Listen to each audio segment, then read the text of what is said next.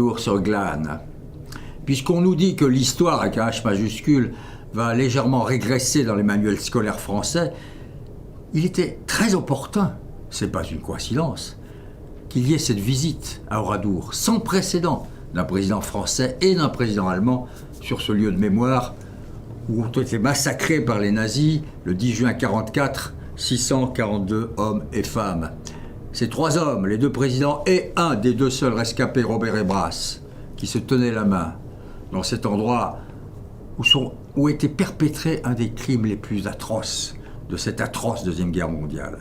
Et il n'y avait rien de plus émouvant que, sur RTL, le témoignage du second rescapé, puisque le premier, Hébras, était avec les 2 présidents. Le second rescapé, Jean-Marcel Dartout, qui, interrogé par Yves Calvi sur RTL, a dit des choses exceptionnellement simples. Calvi lui dit « Vous avez pu vous débarrasser de votre haine ?» L'autre lui dit « Oui, j'avais la haine des Boches. Les Boches, c'est un mot qu'on ne prononce plus aujourd'hui. Ma génération l'a prononcé. Et pourquoi vous débarrassez-vous de cette haine ? Je n'ai rien fait de particulier, dit Dartout.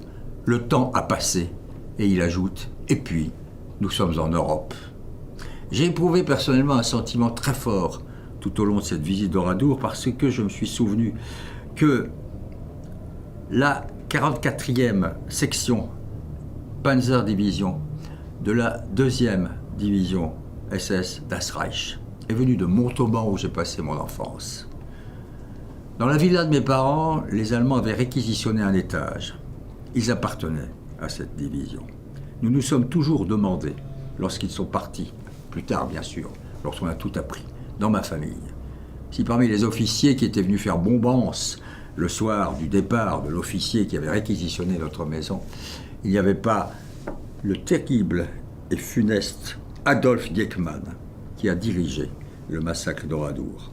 Montauban, des petits villages autour de Montauban qui ont connu aussi ce système nazi qui consistait à, pour un officier nazi fusillé, on pend 10, 20, 40, 90 résistants. Oradour, en latin c'est oratorium, ça veut dire un lieu de prière. Et la Glane, c'est le nom de cette rivière qui entoure ce village maudit. Oradour-sur-Glane, quel beau nom. Il n'a pas été choisi tout à fait par hasard. C'est parce qu'il est au centre d'une région qui a effectivement connu beaucoup de résistance et que Das Reich, traversant la région pour rejoindre la Normandie, nous sommes 4 jours après le débarquement, a décidé de faire un exemple d'une force terrible, une horreur. Mais il y avait d'autres villages qui ont aussi connu cela.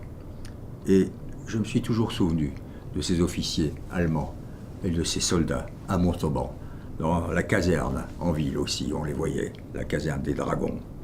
Alors évidemment, aujourd'hui, c'est une page qui se tourne, et je m'étais dit que je pouvais terminer cette chronique avec la phrase de Faulkner qui dit « Le passé n'est jamais mort, il n'est même pas passé ».